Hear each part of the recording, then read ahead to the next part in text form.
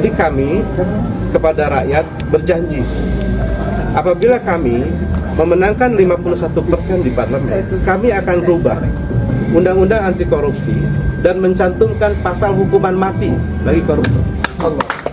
Partai Perubahan dari rakyat, oleh rakyat, untuk rakyat. Partai Perubahan, rakyat dikembangkan, bangsa dan negara dimajukan.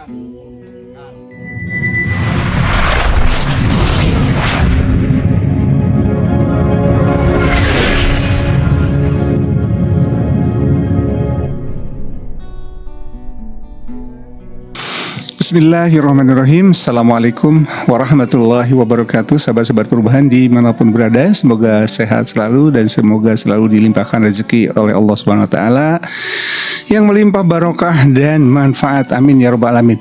Sahabat-sahabat perubahan, Presiden Partai Perubahan Bapak Dr. Haji Robby Nur Hadi beberapa waktu yang lalu kembali menegaskan bahwa Partai Perubahan akan tetap konsisten untuk berjuang memberantas korupsi di negeri ini, di mana kita tahu bahwa pada era pemerintahan Jokowi korupsi di Indonesia luar biasa. Selain banyak juga jumlahnya luar biasa banyak. Dan untuk itu Partai Perubahan akan tetap untuk mengusulkan hukum mati bagi koruptor. Demikian ditegaskan kembali oleh Presiden Partai Perubahan Bapak Dr. Haji Robby Nur Hadi di Makassar beberapa waktu yang lalu. Nah, seperti apa video lengkapnya mari kita saksikan bersama. Tapi sebelum lanjut jangan lupa untuk subscribe, like, komen, dan share video ini agar menyebar ke saudara-saudara perubahan dimanapun berada. Terima kasih juga buat yang subscribe. Semoga Allah Subhanahu Wa Taala, Tuhan yang Maha Kuasa, membalasnya dengan balasan yang berlipat ganda. Amin ya rabbal alamin. Selamat menyaksikan. Hari ini adalah pengukuhan Dewan Pengurus Wilayah Partai Perubahan Sulawesi Selatan untuk yang keempat kalinya. Jadi pertama di Jawa Timur, dua di Kepulauan Riau, tiga di Kalimantan Selatan, dan 4 di Sulawesi Selatan. Pengukuhan ini adalah bagian dari keinginan dari rakyat yang mengusung perubahan di Sulawesi Selatan, karena itu diselenggarakan secara gotong royong, swadaya, dan tentu ini yang membedakan kami dengan yang lainnya. Jadi ini adalah bagian dari inisiatif, ini bagian dari keinginan yang muncul dari warga Sulawesi Selatan. Ini bukan penugasan ataupun hal yang menjadi keinginan pusat, tetapi ini sesuatu yang memang lahir dari masyarakat. Dan insya Allah hal yang sama juga akan terjadi di berbagai provinsi lainnya, dan hampir tiap minggu kami melakukan pengukuhan di banyak provinsi. Setelah ini kami akan ke Sumatera, lalu ke Banten, lalu ke Papua, dan lain sebagainya. Mudah-mudahan, insya Allah. Terus ada berapa orang Pak yang dilantik pengurus DPW hari ini Pak? Totalnya kurang lebih 50-an. Meskipun tentu karena ruang yang terbatas, secara simbolik ini dilakukan melalui perwakilannya yang kurang lebih sekitar separuhnya. Mungkin bisa dijelaskan sedikit Pak, visi misi yang ingin dibawa untuk kedepannya oleh partai ini Pak? Karena partai ini lahir dari rakyat, maka visi taktis yang penting dikobarkan oleh partai ini adalah rakyat diutamakan, bangsa dan negara dimajukan. Kami lahir karena kami merasa sebagai rakyat ditinggalkan.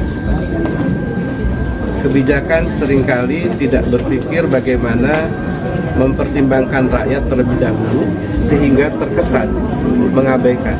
Contoh yang terbaru adalah soal gas LPG 3 kg.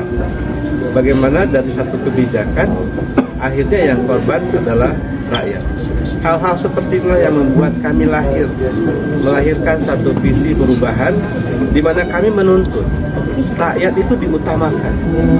Jangan mengutamakan yang lain, apalagi kepentingan oligarki dinasti dan lain sebagainya. Bangsa dan negara dimajukan karena benar-benar kami ingin bangsa ini dimajukan menjadi satu bangsa yang benar-benar dia diajak untuk memiliki, ikut bertanggung jawab, dan tentu negaranya jadi maju. Ukurannya sederhana saja, hutang, dan kemudian hal-hal yang lain yang membuat misalnya hari ini kami harus menyayangkan ada tagar tentang kabur aja dulu. Ini kan tidak akan terjadi kalau bangsa dan negaranya dimajukan. Dan karena itu kami berangkat dari fakta, kenyataan bahwa memang harus ada perubahan. Mungkin sebagai tambahan ya, bahwa partai ini juga tidak lahir kecuali kami mengusung 3 tuntutan perubahan yang kami kenal dengan Tritura Perubahan. Yang ini telah menjadi misi taktis dari Partai Perubahan. 1. Turunkan harga-harga sembako. Kami ingin beras itu lebih murah dari yang sekarang. Ini negeri pernah jadi negara yang swasembada beras. Malulah kalau harga beras harus mahal. Gula, sebentar lagi mau Ramadan. Jangan sampai gula ini hilang dan harganya melangit. Kita juga harus serius ngurus hal-hal seperti ini. Minyak goreng, terbukti pernah ada penyalahgunaan sehingga harus lahir orang-orang yang ditangkap karena urusan minyak goreng. Ini contoh betapa kami menuntut pengelolaan yang lebih baik sehingga ukuran bagi rakyat adalah ini diturunkan. Turunkan harga juga pesan penting bahwa ekonomi Indonesia perlu ditata kembali. Tidak hanya kemudian terlihat pro ya kepada kelompok yang besar ya. Rakyat kemudian ditinggal. Kita perlu memperlihatkan keberpihakan yang lebih jelas dari sisi ekonomi kepada masyarakat yang jauh lebih banyak jumlahnya dan jauh lebih penting untuk kemudian dipikirkannya. Yakinlah kepada para pengusaha, kalau kita memperhatikan keumuman masyarakat sehingga dia punya daya beli yang besar, daya beli yang cukup, dan mereka mampu menghidupi dirinya dengan sejahtera, maka ekonomi akan tumbuh dengan alamiah, tidak dikarbit, tidak kemudian dipaksakan, apalagi membangun keberpihakan yang salah. Yang kedua, kami menyadari bahwa kebocoran anggaran sebagaimana disampaikan Presiden Prabowo diaminkan oleh Menteri Bappenas 30% dari APBN ini sudah menjelaskan bahwa ada hal yang hilang yang mestinya itu dialokasikan kepada penduduk miskin yang 25 juta orang, 7,5 juta pengangguran, yang mestinya kebocoran 1.000 triliun itu tidak boleh terjadi. Maka kami jelas, partai ini menuntut agar KKN itu betul-betul dihilangkan, diberantas. Jadi kami kepada rakyat berjanji, apabila kami memenangkan 51% di parlemen, kami akan rubah undang-undang anti korupsi dan mencantumkan pasal hukuman mati bagi koruptor. Dan yang ketiga, kami menuntut ditegakkan 4 pilar kebangsaan. Sebuah negara akan jelas ke arah mana kalau falsafahnya, ideologinya jelas.